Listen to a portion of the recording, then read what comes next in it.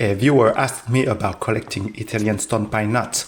I initially found that question pretty trivial, but after some thought I realized some of you may not be familiar with this tree, especially if you lived outside of its native area, in North America or in the Asia-Pacific region, for example. So in this video I will show you where and how to find the trees and collect their nuts.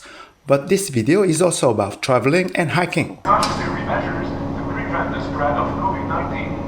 Please pay attention to the following safety Embark with me if you just happen to want to evade the monotonous gardening or homesteading day-to-day life.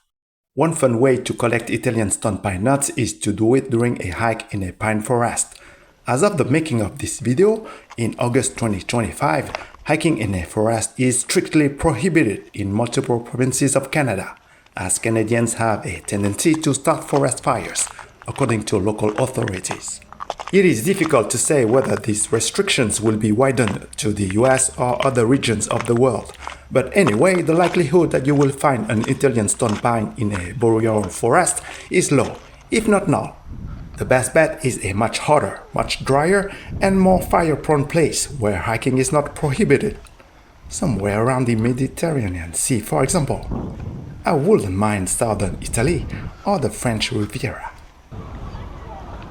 Hey, just what I needed! The water is so blue. Hold on, I have to take a dip.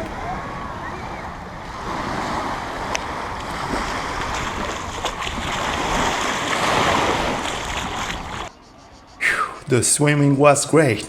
This location is pure paradise. But I'm on a mission and it's time to head to the backcountry. It is interesting to note that instead of prohibiting hiking, some places in Europe have opted to ban cars to protect fragile ecosystems. Hiking and biking are permitted on public and private properties, but be ready to leave your car behind at the entrance of a property and walk long distances on the asphalt road before reaching the pine forest. This policy makes more sense to me than an outright ban on hiking.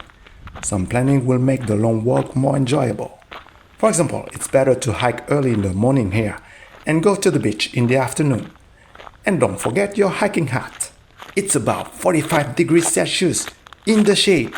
But I'm not in the shade, and I'd rather walk in the middle of the field than on the scorching hot asphalt road. Going off the beaten path can lead you to interesting places, like this olive grove. Olive trees are very resilient to drought. It could be tempting to eat these shiny olives, but beware, young green olives are not only very bitter, they are also hot, like chili peppers. Another distinct landscape in the Mediterranean regions are the beautiful vineyards. Unlike olive trees that do not require much water to produce fruits, grapes need consistent watering, in addition to plenty of sunlight. This vineyard is kept lush with a drip irrigation system, which also makes the air cooler. The grapes look so juicy. In case you are wondering, no, I did not pick any grapes. The asphalt road has now become a dirt road as I'm entering the pine forest. Because of the heat, hiking a pine forest in the backcountry during summertime is not a popular activity with tourists. That is perfectly fine with me, as I get all the trails for myself. Now it's a matter of spotting an Italian stone pine. Look for a pine tree with an umbrella shape. In a pine forest, this is easier said than done. In fact, the most common pine trees around the Mediterranean Sea is probably the Aleppo pine. It can be difficult to distinguish a mature Italian stone pine from a mature Aleppo pine. Can you figure out whether this tree is an Aleppo or an Italian stone pine?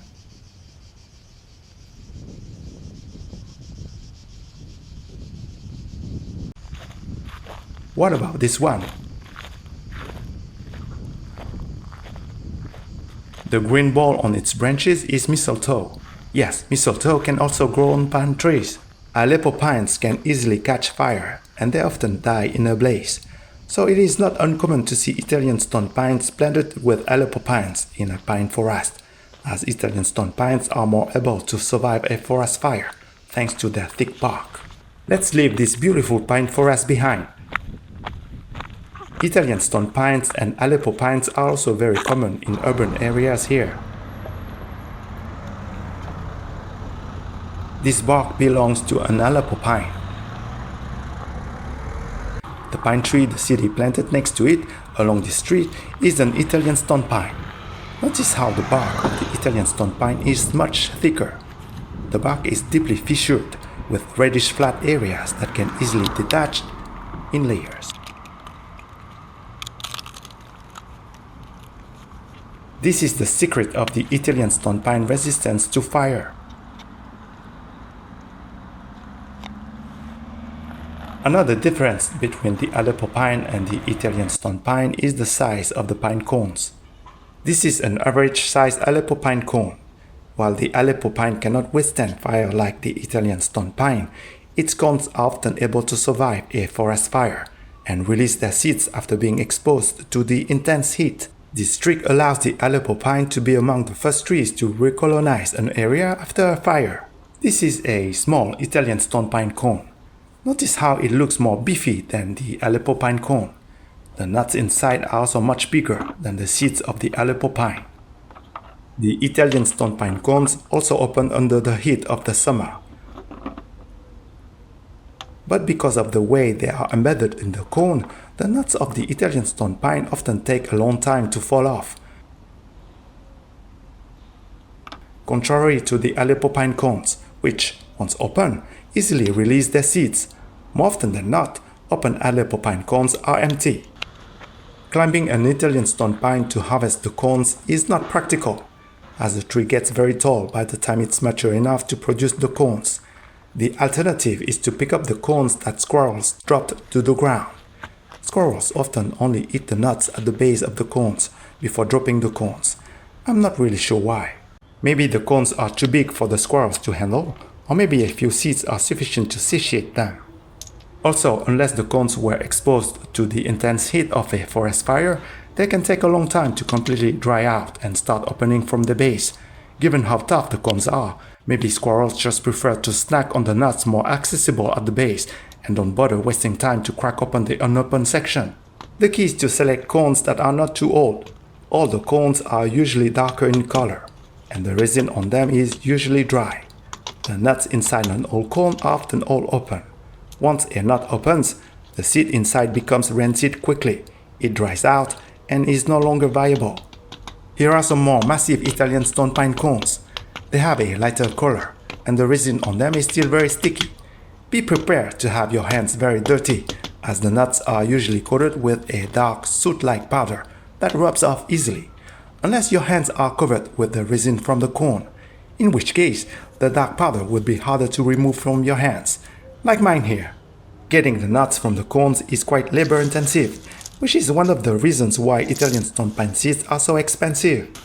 Working with mature unopened cones requires the extra step of mechanically opening them or exposing them to intense heat. To select the best seeds, I first discard all the nuts that are open. Next, I wash them and let them dry quickly in the hot, dry air of the Mediterranean climate. To maintain the viability of the seeds, the nuts should not be exposed to direct sunlight for too long. After this step, some nuts may start to open. I like to snack on the seeds inside right away. Fresh seeds should have a milky white color. They have a buttery taste with a resinous flavor that is surprisingly refreshing. They are my preferred nuts. Thank you for watching. If you enjoyed this kind of content, let me know by liking and subscribing. Also, you might be interested in other videos in my Italian stone pine playlist.